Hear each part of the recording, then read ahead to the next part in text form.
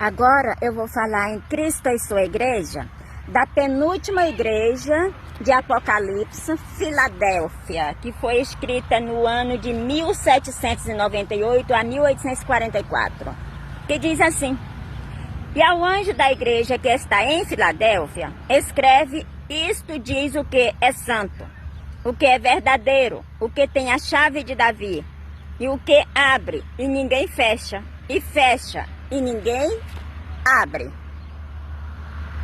Uma metáfora muito grande que aconteceu é uma revelação sobre a chave. Eu tive um arrebatamento de espírito, onde eu saí da minha cama e fui até lá fora, sobre uma madeira, peguei vários molhos de chaves de portas. Eu tenho um conflito com Pedro, diretamente com o Senhor Jesus, com a Santíssima Trindade e os anjos.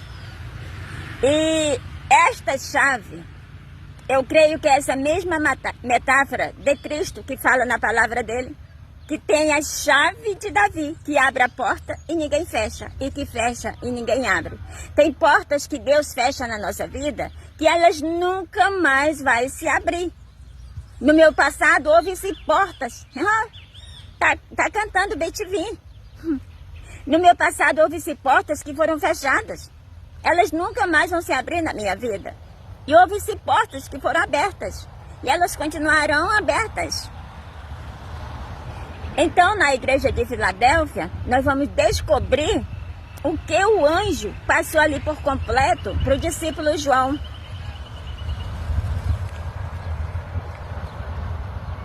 Continuou: eu sei as tuas obras, eis que diante de ti pus uma porta aberta, e ninguém pode fechar.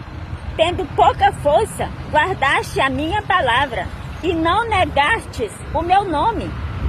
Eis que eu farei aos da sinagoga de Satanás, aos que se dizem judeus e não são, mas mentem, eis que eu farei que venham e adorem prostrados a teus pés, e saibam que eu te amo. Amém? Deus tem colocado uma porta aberta diante de você e diante de mim, e ninguém pode fechar. E qual é esta porta? É a porta da salvação. É a porta que nos leva a Deus. Está escrito que a porta é estreita. Há duas estradas. Larga é o caminho da perdição e estreita é o caminho da salvação. Por que elas são simbolizadas por largas e por estreitas? Porque na porta larga é a vida que eu tenho. Normal, eu vivo do jeito que eu bem quiser. Eu vivo do jeito... Eu vivo do jeito que eu bem quiser. Eu faço tudo que é contra a palavra de Deus. Eu vivo do meu jeito. E é o que é estreita? Aí eu tenho que renunciá-lo. Eu não posso viver do meu jeito. Acredita se quiser. Eu estou cercada pelas aves. Elas me acordam de madrugada dizendo: você precisa levantar para orar. E às vezes eu acordo e fico orando na cama, deitada, cansada. Porque está confirmando. Porque eu vivo um esgotamento físico muito grande. Porque eu sou arrebatada em espírito. E toda vez que os profetas de Deus eram arrebatados em espírito, como Daniel e tantos outros, eles caíam. Eles caíam sobre a terra de tão fraco, porque a sua energia era sugada. Então toda vez que eu sou arrebatada em espírito, e é assim que eu fico. Eu fico muito fraca. Às vezes eu levanto em tonto, sustento na parede, fico assim: meu Deus, acho que eu vou partir. Mas não, e é a glória de Deus. E eu peguei esses vários molhos de chave e está nas minhas mãos. E realmente, no mundo espiritual eu abro portas para que pessoas entram. Eu vou continuar lendo para que você entenda o que o anjo disse para o discípulo João quando estava na ilha de Pátimo. Como guardastes a palavra da minha paciência, também eu te guardarei da hora da tentação, que há de vir sobre todo o mundo, para tentar os que habitam na terra. Eis que venho sem demora, guarda o que tens, para que ninguém tome a tua coroa. A quem vencer, eu o farei coluna no templo do meu Deus, e dele nunca sairá. E escreverei sobre ele o nome do meu Deus, e o nome da cidade do meu Deus, a nova Jerusalém, que desce do céu, do meu Deus, e também o meu novo nome. Quem tem ouvido, ouça o que o Espírito dizem às igrejas. Você vê que a guerra é pela coroa. Meus amores, o que é uma coroa? É uma tiara que você vai colocar na cabeça em forma de diamante? Não! São metáforas. Coroa é o plano da salvação. É o direito de morar no céu. É o nosso galardão. A Bíblia deixa bem claro sobre o galardão, que é a coroa. Guarde o que tens, para que não perca o que? O nosso galardão. O que significa guardar o que tens para que não perca? Eu estou aqui cuidando da minha salvação e estou levando a salvação para você. Vamos supor que eu saio daqui e eu vou para a festa. Simplesmente eu vou para a festa. Lá eu bebo, me prostituo, faço tudo errado. Eu guardei o que eu tenho, eu guardei a minha coroa, eu guardei o galardão. Não. O pecado não entra no céu. Por isso eu estou fazendo questão de intermediar a leitura entre as águas, porque o primeiro passo que Jesus deu rumo ao seu evangelismo foi exatamente nas águas. Quando ele se batizou. Nas águas ainda mesmo ele recebeu o Espírito Santo. E o próprio Espírito conduziu ele para o deserto para ser tentado pelo diabo. E aqui o anjo está falando que somos colunas, que Deus, que ao vencedor, Deus vai fazer colunas do reino de Deus, coluna da igreja. Escreverá o nome na coluna.